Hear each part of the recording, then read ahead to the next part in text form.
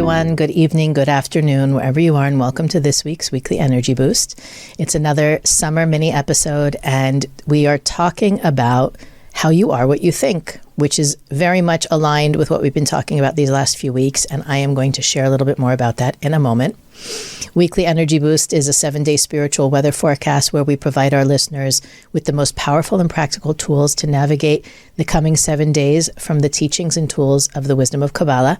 And even though we're focusing on the opportunities and potential pitfalls of this week, these teachings and tools can be used at any time. And we started talking last week about the influence of the month of Cancer and how we're lacking the spiritual ozone layer, and also the opportunity to check ourselves, right? To look for ways that we can proactively grow. The week before, we talked about how we see things as we are, not as they are. And there's another version of that lesson coming at us this week, which is why we titled this week's episode, You Are What You Think. It's also riding on the coattails of, the energy is a bit heavier in this month. It's actually not peaked yet, but in contrast with the month of Gemini, it feels like weightier, almost like we're walking through sludge or mud. It takes more effort to do the same things we did maybe 2 weeks ago. And I think that that's you can say that really about the last year or two even, or the last 5 years, that it requires, I think more than ever, it's increasingly difficult to invest in our spiritual lives. I think that we can easily be tempted to think that the answer is in trying to convince other people to change their minds, trying to convince other people to be better. Sometimes it's easier to just cut ourselves off from people or news outlets or social media just to maintain sanity. But I do believe that I feel that the energetic atmosphere seems heavier than it did, a decade ago. It was easier to be naive and optimistic and open-minded. And it's almost like, I can see in myself, I can see in others, that paradox that shows up when it feels heavy. It's even more important to reveal the light. Even though it's harder to reveal the light, it's harder to make the effort. When it's harder to make the effort, it's more important to make the effort. And we talked about that a little bit last week, doing more for ourselves in the coming 2 months to be plugged in. I used to say, and then I regretted it after having a conversation with someone, maybe it means having an extra cup of coffee, having a chocolate bar in the middle of the day just to keep you up. That's not necessarily healthy or sustainable. But the idea is that you've got to do what you need to do to give yourself what you need to be the proactive and positive person you can be. So why is it more difficult in these times and at the same time more necessary, right? You don't have to look at the news to know that our time is an especially dark time. And you would think that we would naturally be inclined to do light revealing things. And yet somehow the darkness or the heaviness even gives us the excuse, let's call it, not to make that effort. And I get questions people ask all the time, like, how am I making a difference? What difference does it make what I do in my little, in my living room compared to all of the darkness and devastation that's happening in the world? If the greatest Kabbalists of history weren't able to do it, what am I doing here? And when we called this episode, You Are What You Think, that conversation is basically an illustration of that, is that you're only as powerful as you think you are. You're only as negative or as powerless as you think you are. And there is this teaching in Kabbalah, it's obviously in other spiritual teachings, that from the greatest darkness comes the greatest light, right? We've heard it in so many different ways, shapes, or forms. The darkness is always greatest before the dawn, and things like that.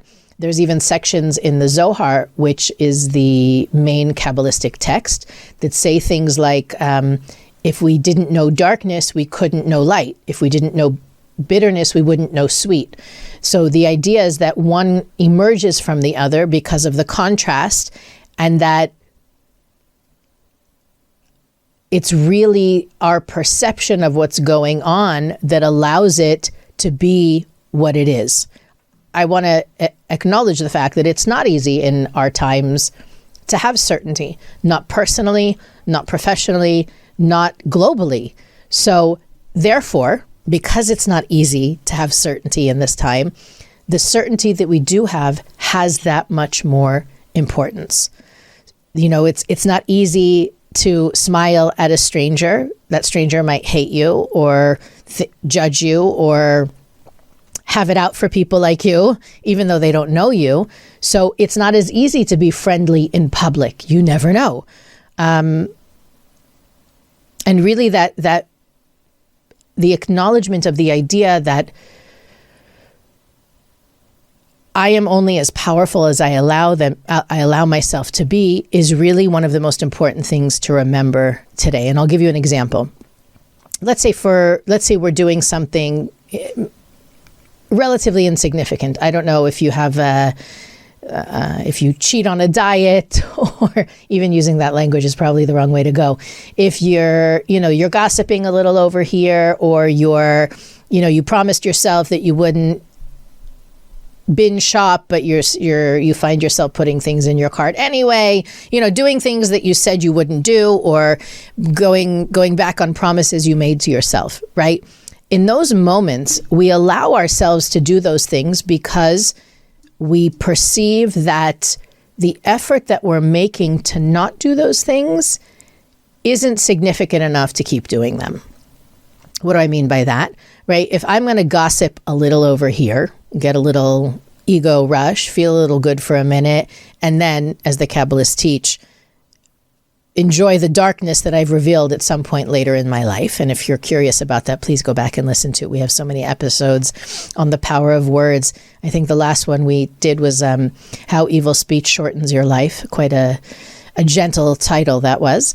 But the idea is that we allow ourselves to do that unconsciously or consciously because we don't think we're significant enough. Then you have these other situations where, let's say, a loved one is ill and you're praying for them. And you're begging, you're praying, you're asking other people to beg and pray and meditate. You're adding their name to healing lists. You're doing everything you can to bombard the situation with light. And you really hope, right, consciously or unconsciously, that your actions make a difference, that your prayers, that your meditations, that your effort to reveal the light makes a difference. Well, guess what? You can't have it both ways. You can't be insignificant when you want to be insignificant and powerful when you want to be powerful. You got to choose one. So either you're insignificant, whether you're with the light or with the darkness, or you're significant, whether you're with the light and with the darkness. And I will tell you that when you decide you are significant, your actions matter, you count, you want to reveal more light, and you are taking that responsibility seriously, the temptation to reveal darkness doesn't get less. It might even get worse. It might even work harder. And that is because if you have the capacity to reveal great light, light is light is light. It's really about where we put it. So if we take that energy and we use it to reveal goodness, we call that light. And if we take that energy and we allow it to reveal darkness, it results in chaos, not only in our lives, but in the whole world, in the collective. So part of what this week is showing us is that we're setting the rules of the game. We're deciding how much effort, how much impact, how much permanence there is to the energy that we reveal. And I want to share with you also something really interesting. I had a conversation after a class that I taught a few weeks ago. We were talking in one of the classes about, kindness, sharing, goodness. And there's obviously bad people in the world, right? Do you have to forget about even the people of power that are not the best people. She was talking about, friends and relatives. So she said, am I supposed to bless them? Am I supposed to, wish good for them? I don't know if I can do that. And we got into this conversation about how the most important thing you can do if you have a person in your life that brings drama or chaos or upsets you, the most important, the most powerful move you can make, and this is again going back to the idea of you are what you think, is to stop thinking about them, is to stop giving them energy. Yes, the Kabbalists teach that the ultimate level, the ultimate elevated consciousness is to be able to bless the people that hurt us, or that we perceive hurt us, we experienced hurt from them.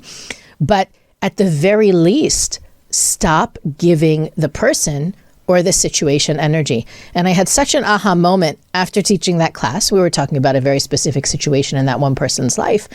But a lot of the negative energy and drama we give to things, we give from a place of positivity.